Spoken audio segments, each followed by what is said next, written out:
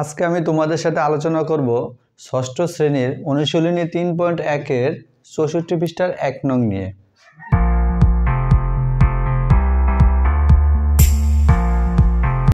সবাইকে জানাচ্ছি লাইসেম একাডেমির পক্ষ থেকে শুভেচ্ছা এবং স্বাগতম। 1 নম্বরে যে অঙ্কগুলো আছে সেটা একটু খেয়াল করো। নিচের বাক্যগুলোর বিপরীত অর্থ লিখো। এখানে 5টা বাক্য আছে, এই বাক্যগুলোর বিপরীত কথাটা আমাদেরকে লিখতে হবে, ঠিক আছে? বুঝতে পারছো তোমরা? আচ্ছা, এখানে 1 নাম্বারটা দেখো, ওজন বৃদ্ধি। তাহলে ওজন বৃদ্ধি মানে ওজন বাড়া, বৃদ্ধি কথাটির অর্থ বাড়া। তাহলে ওজন বৃদ্ধির বিপরীতটা কি হবে? ওজন হ্রাস মানে কমা। তাহলে আমরা এখানে লিখবো ওজন হ্রাস। বুঝতে পারছো? 2 নাম্বারটা 30 কিলোমিটার উত্তর দিক। বাক্যগুলোর বিপরীত অর্থ লিখবো আমরা। তাহলে 30 কিলোমিটার উত্তর দিকের এটা বিপরীতটা কি হবে? 30 কিলোমিটার দক্ষিণ দিক। উত্তরের বিপরীত কি?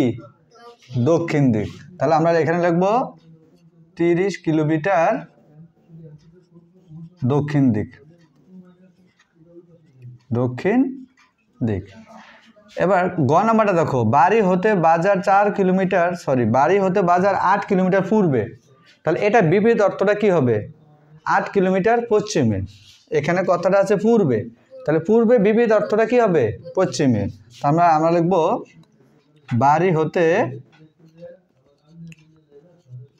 বাজার 8 কিলোমিটার কোথায়? পশ্চিমে। বুঝতে পারছো? গ নাম্বারে দেখো 700 টাকা ক্ষতি। তাহলে এটা বিপরীত করলে কি হবে? 700 টাকা লাভ। ক্ষতির বিপরীত কি হবে? লাভ। বুঝতে পারছি সবাই? আচ্ছা, ও নাম্বারে দেখো, সমুদ্র পৃষ্ঠ হতে 100 মিটার উপরে। তাহলে 100 মিটার উপরে এটা বিপরীত করলে কি হয়? 100 মিটার নিচে। তাহলে আমরা কি লিখবো এখানে? সমুদ্র পৃষ্ঠ হতে 100 কিলোমিটার কি? 100 কিলোমিটার নিচে। আশা করি সবাই বুঝতে পেরেছো। ধন্যবাদ সবাইকে।